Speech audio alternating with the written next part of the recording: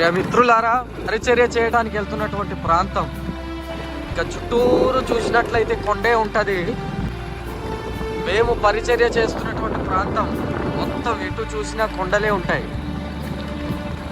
కొండ ప్రాంతంలో పరిచర్య చేస్తున్నందుకు నాకు చాలా సంతోషంగా ఉంది. చూసిన అడవియే, ఇటు చూసిన చెట్లు పుట్టలు తప్ప ఏం కనబడే పరిస్థితి ఉండదు. దరిదాపు నేను ఉండేటటువంటి ఊరు నుండి నేను పరిచర్యకి వెళ్ళేటటువంటి ఊరు 17 కిలోమీటర్లు ఉంటుంది.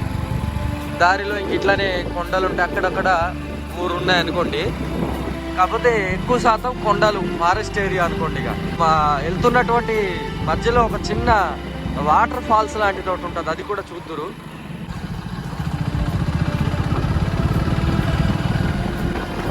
ఇక్కడ జంక్షన్ వస్తుంది, ఇలా వెళ్ళిపోతే ఒడిశా వెళ్ళిపోతాం. ఇక్కడ నుండి ఒక 7 కిలోమీటర్ ఉండొచ్చు మ్యాక్సిమం.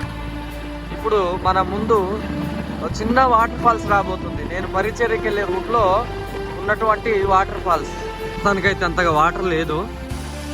నేను పరిచర్యకి వెళ్ళే రూట్లో ఉన్నటువంటి వాటర్ ఫాల్స్ ఇది. చాలా చక్కగా, దీన్ని ఐస్ గడ్డ అంటారు.